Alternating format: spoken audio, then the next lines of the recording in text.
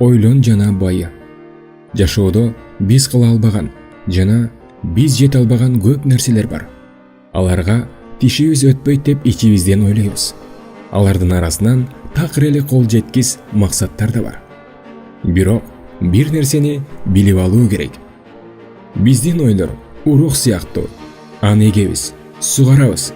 Убакыт өткөн сайын баягы урук бакка айланат. Канчалык чындыкка дал келбегендей угулбасын, мээдеги ийгиликке жете турган ойду да дал ушул уруктай кылып багуу керек. Эл оозунда кыялдануу зыян эмес деген кеп жашайт. Бул нерсе жалкоолордун иши деп айтышы да мүмкүн. Бирок ойдогу нерселерди терс жана оң деп бөлүп көрсөк, кайсы бир максатка жеткениңизди эстеңиз. Буга жеткичекте кандай ойлорду ойлодуңуз эле?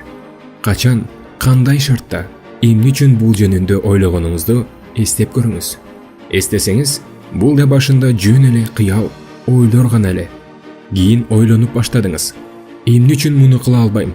Кийин буга жетем деген максатка айланды. Ийгиликке жетишкен Google, Facebook компаниялары дагы башында ушундай эле ой болчу. Эми көрүп отурабыз. Кийин булар да максатка айланып, ийгиликке жетти. Альберт Эйнштейн атагы чыга элек кезинде аялына кийин Нобель сыйлыгын алганда бардык акчасын сага берем деп айтып турган. Башкача айтканда, ал Нобель сыйлыгына жетүү максатын түпкүрүндө эле бышырып, аны аларына көзү жетип турган. Качан бир максатты ойлогондо мээден нейрондорго жаңы жолдор түзүлөт. Канчалык көбүрөөк ойлонсоң, ошол жолдору чоңоюп турат. Убакыт өткөн сайын ал жолдор бекемделип турат.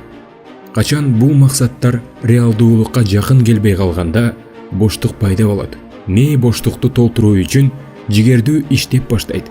Мээ ошол багытта анализдерди жүргүзүп, ошол максатты ишке ашырууну ойлонот. Кээде мен ойлоп жаткан нерселер реалдуулукта болуп жатат. Мен муну кечээ эле ойлодум эле деген сөздөрдү айтып калабыз. Мунун баары жогоруда айтылган нерседен болот. Биз билбей эле мээ бизге ошол максаттын уругун сээп койгонбуз. Ушул эле нерсе сиз ооруйм десеңиз да мээ даяр болот. Эмнени ойлосоңуз, мээ магнит сымал ошол нерсени тартып, мээ даярданып алган болот. Анан ошол нерсе болуп, адам ооруп калат. Мындай нерсе сиз өзүңүздү ийгиликсиз адаммын деп ойлогондо да дал ушундай болот. Канчалык коомго керегим жок, ийгиликсиз адаммын деп ойлой берсе, ошол нерсе боло берет. Демек, адам ийгилик, улуу максаттар, керемет нерселер жөнүндө ойлонуусу керек. Томас Эдисон, Стив Джобс сыяктуу адамдар күн сайын ошол улуу максаттар жөнүндө ойлонуп турушкан. 3000-чи жолкусунда смартфон жасап, аны бүткүл дүйнөгө таанытты. Демек, ийгилик адамдын мээсинен көз каранды. Туура максат коюу бул алгачкы жана маанилүү кадам. Салыштырып карап көрсөк, Америка жана башка өнүккөн өлкөлөрдөгү адамдар алсак, алардын амбициялары 100-1000 эсе өйдө экендигин байкаса болот. Мисалы, бизге бир компания ачып, $2000 киреше тапсам деп, башкы максат кылып алгандарды көрүп эле жүрөбүз.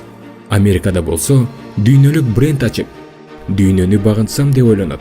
Айырма бар бекен? Андыктан мен алсызмын, колуман келбейт деген ойлорду мээден кубалаш керек. Амбицияны туура коюуну үйрөнүү керек. Өзүңүзгө чек коюуну коюп, эмнени кыла алам, кандай мүмкүнчүлүктөрүм бар деп ойлонуу керек.